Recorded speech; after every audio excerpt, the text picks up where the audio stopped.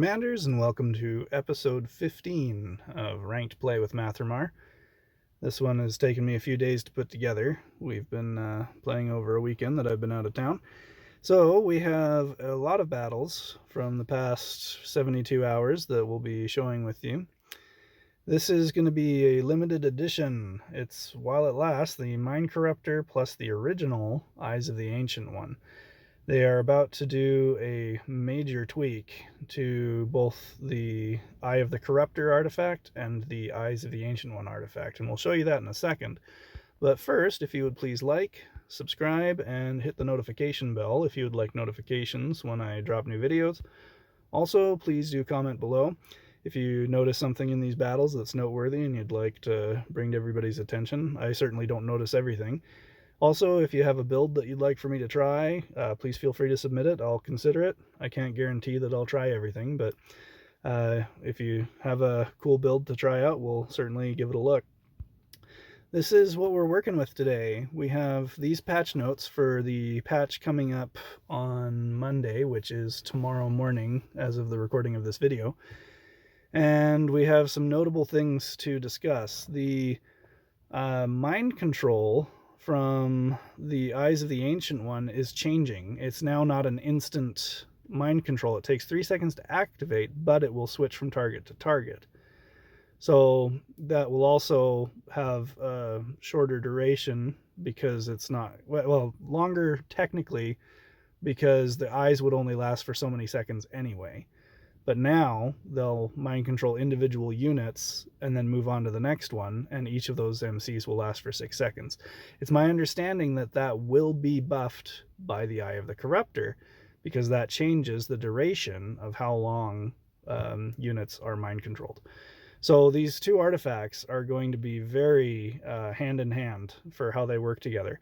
So the Eyes of the Ancient One, that's changing how the units are mind controlled. Also, the proc chance is the biggest tweak, I think. That the going from 30 to 15, you're now going to see less eyes popping up all over the place. But as I've discovered this last week, and as you'll see in these videos, you can get procs from just having a Mind Corruptor in your army.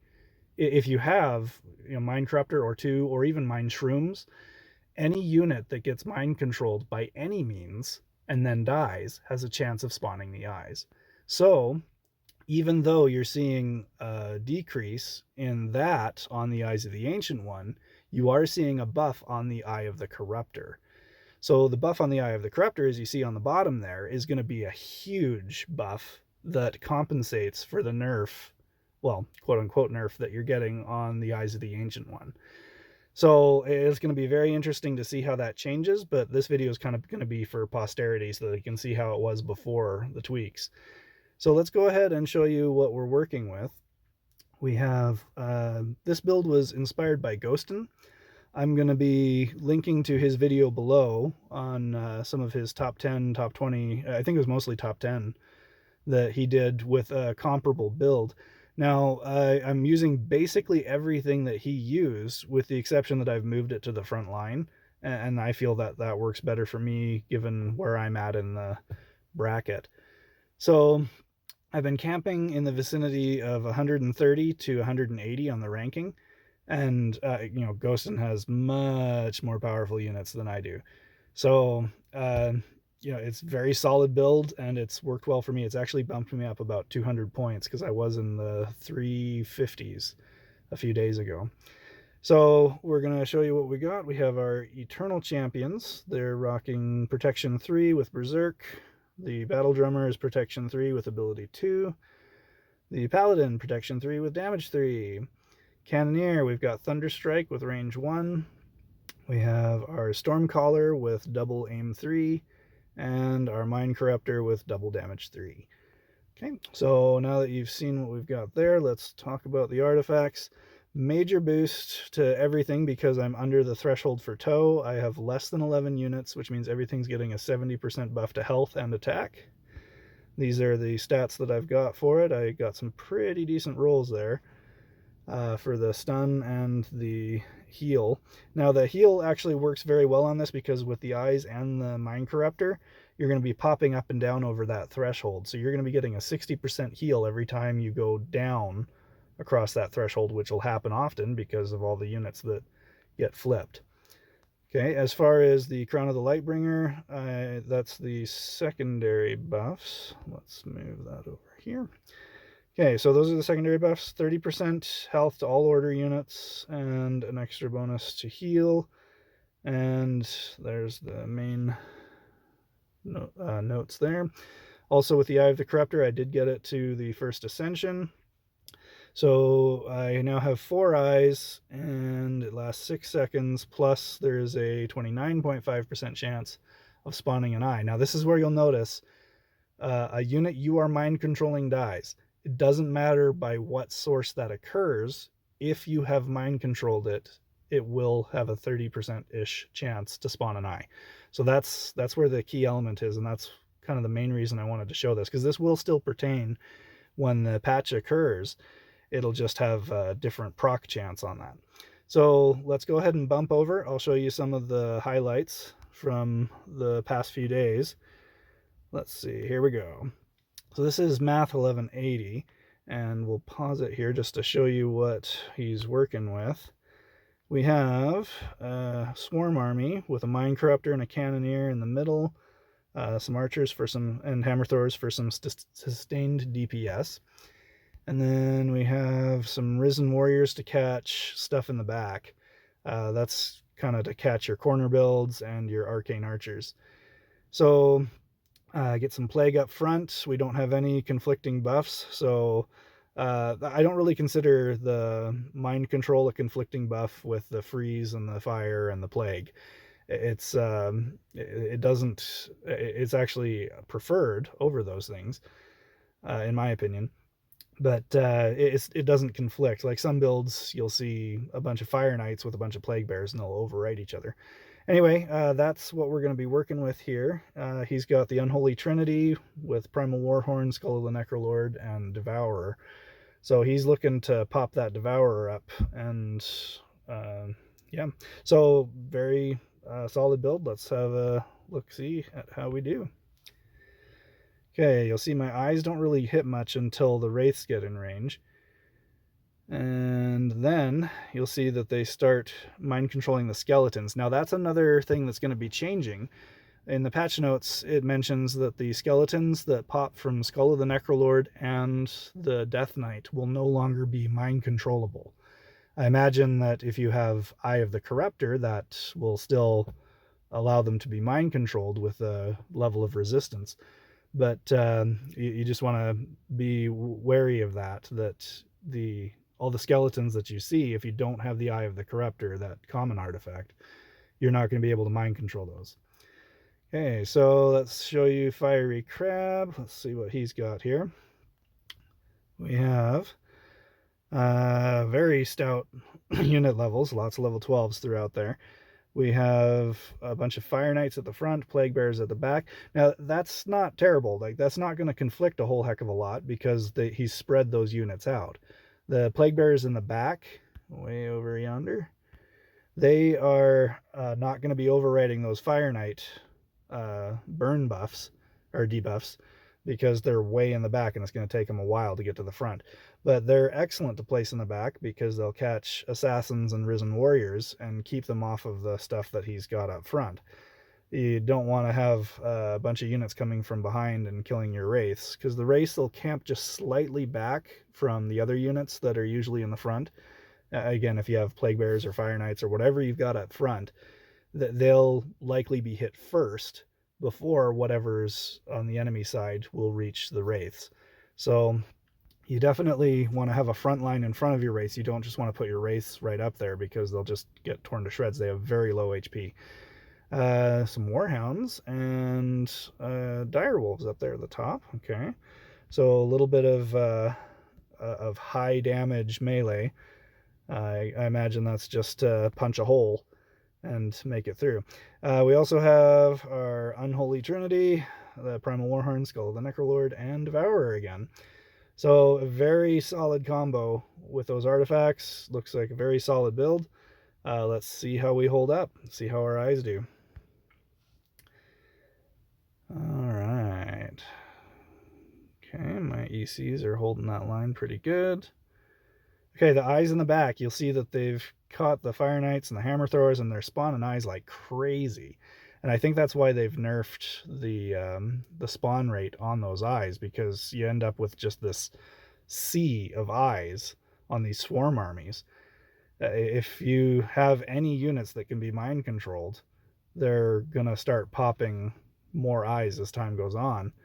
So again, another thing to note about the skeletons, you won't be able to mind control the skeletons. So when you see armies that have a bunch of risen warriors, plague bearers, and I think wraiths can be mind controlled. So yeah, like risen warriors and plague bearers, you're not going to be able to get the stopping power of from those eyes, because they won't be able to mind control the skeletons and any of those other units. So you're just gonna gimp that pretty hardcore again. But if you have the Eye of the Corruptor, which is the common artifact, then you will be able to mind control pretty much everything.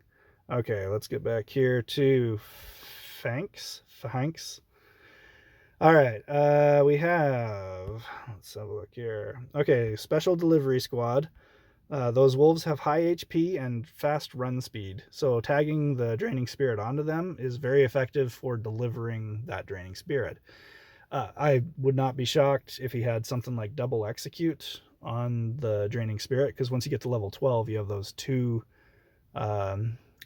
the two slots. Let me show you. With the Draining Spirit, level 12, you finally get the 2 red slots. And if you do what I've done, if I had another execute 2, I'd throw it on there. But that gets you up to 30% once you have 2 execute 2s on there.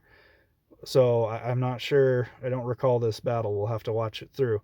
But when you throw that extra execute on there, the double execute, your Eternal Champions will die so fast, it's ridiculous. Because that's the biggest threat, is when the Eternal Champions get low on HP. Especially when you have Berserk in your Power Stones for that season or era, they just shred through anything that's in front of them. So if you have double execute on any unit, that especially a Draining Spirit that can't die unless it gets out of range, then you can delete the ECs before they can really do their worst damage. Okay, he's got a core down here. Got the Ember Fiend and the Cannoneer and the Crystal Spire, which are his frenzy units. So he's looking to buy time to get to the end in order for those things to really crank. Also, the Draining Spirit. If you've got that tagged to the enemy army, once frenzy hits, it's almost over. There's not much you can really do. So it's going to be a chore for me to get all the way down there and finish the job with all these frenzy units, especially with those entangling roots in the way. And he's got another frenzy unit tucked away up here with that arcane archer. So this is a build designed around buying time. The banner is meant to maximize the range of all his units so that you can't get to them once frenzy pops. They should take you out before you can. So if he can hold me off long enough to get to frenzy, he should win. But again, it depends on who you're up against, and sometimes the RNG works, sometimes it doesn't. So the Faceless Knights, I don't know, I probably would have picked 2 groups of Plague Bearers or something else to throw up front, even Fire Knights, whatever, to buy more time, because I don't feel like that's helpful to what he's trying to accomplish. But we'll see how it plays out. See how we do. Okay, my eyes stop the wolves in their tracks, and they deliver the Draining Spirit to his Plague Bearers, but then I think it finds its way back to me ultimately anyway. Oh no, it just kind of keeps working its way towards him. But yeah, you see those eyes, they're catching all the important stuff, because he has a lot of Plague Bearers, so the only things that the eyes can hit are things like Cannoneers and Ember Fiends and things like that. So that's something you have to be cautious of as well, is if you're going to have a bunch of Risen Warriors and Plague Bearers and things that cannot be mind controlled, that if your opponent is running the Eyes of the Ancient One, and where are we? There we go. If they're running the Eyes of the Ancient One, and their eyes pop on your side of the battlefield, they're going to target the units that can be mind controlled. So you're going to lose your most important units because your plague bearers, which cannot be mind controlled, are going to turn around and kill what can be, which is usually more points. So things like your own mind corruptors, your own storm callers, they're going to get burned down by your own units because the eyes are going to default to that. So that's something to consider as well. That's kind of the neat thing about running the toe instead of the Eye of the Corruptor. So when you run the toe, it will not target some of those lesser units. Let's pop the chest open while we're here. See what I get. Ooh, tree! Yay! All right, so let's head back over there. But I just wanted to mention that if you're not using the common mind control artifact, then you kind of skip a lot of that stuff that can't be MC'd, and it will focus on the stuff that can be, which will sometimes play to your benefit and sometimes won't. Okay, let's run a couple more. Okay, this is Lucky. Let's take a peek here. Again, another special delivery squad. Those wolves, they have high run speed, high HP. Just their sole purpose is just to deliver that package. They are FedEx. They are trying to get those draining spirits to where he wants them to be. Okay, then we've got plague bearers in the back. That's to catch the assassins and try and keep them off of that frenzy group. Again, he's running banner, which is intended to maximize the potential of all these units. I think that's a druid, I think by the cape. I don't know for sure.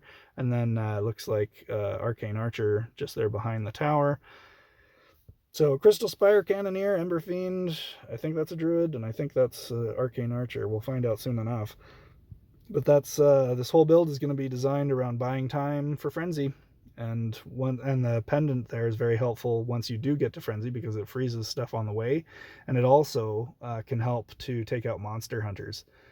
If monster hunters catch freeze, their shield is negated, and all those ranged units can just shred it.